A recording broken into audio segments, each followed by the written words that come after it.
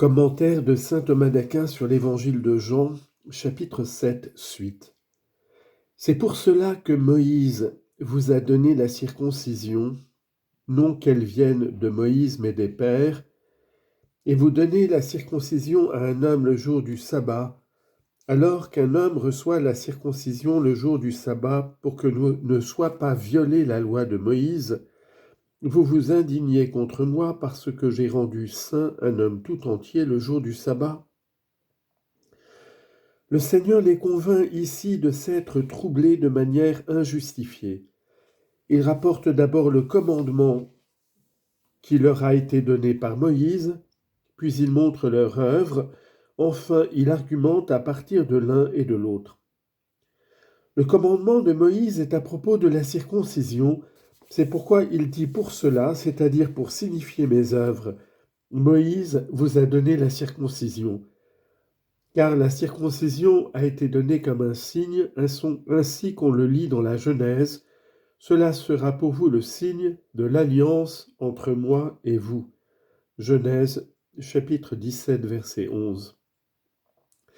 Elle signifiait en effet le Christ, et c'est pourquoi elle a été opérée d'une manière significative dans le membre de la génération, parce que c'est d'Abraham que le Christ devait descendre selon la chair, lui qui réalise la circoncision spirituelle, c'est-à-dire celle de l'esprit et du corps, ou bien elle est faite dans ce membre parce qu'elle a été donnée contre le péché originel.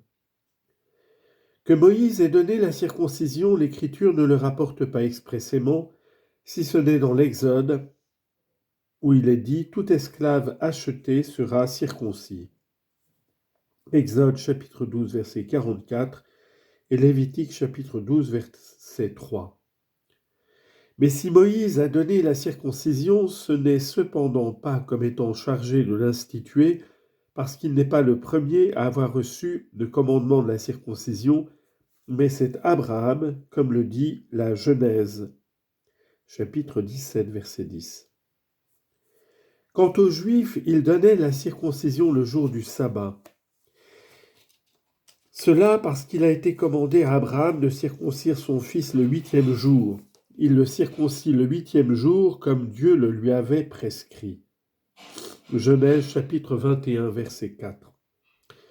Mais Moïse, il leur avait été prescrit de ne faire, mais par Moïse, il leur avait été prescrit de ne faire aucune œuvre le jour du sabbat.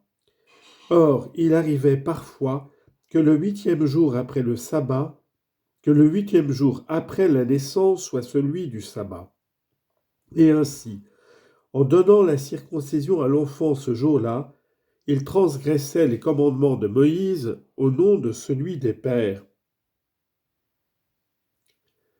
Le Seigneur en tire alors un argument en disant « Alors qu'un homme reçoit la circoncision le jour du sabbat pour que ne soit pas violée la loi de Moïse, vous vous indignez contre moi parce que j'ai rendu saint un homme tout entier le jour du sabbat ?»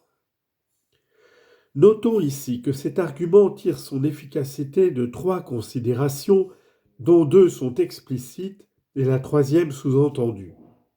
En effet, nous voyons d'abord ceci. De fait, le commandement d'Abraham a existé le premier. Cependant, le commandement de Moïse au sujet de l'observation du sabbat ne porte pas préjudice au premier qui concerne la circoncision. Citation.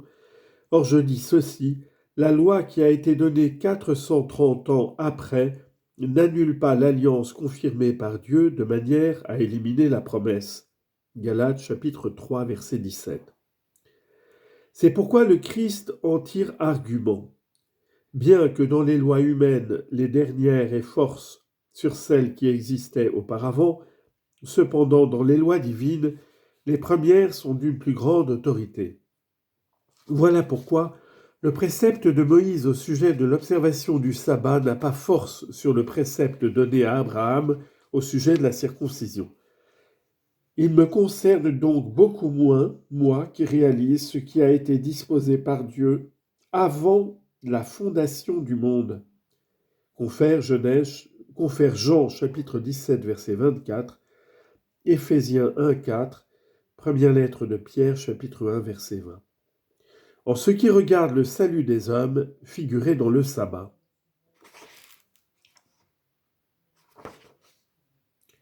La deuxième considération est que les Juifs avaient reçu le commandement de n'accomplir aucune œuvre pendant le sabbat.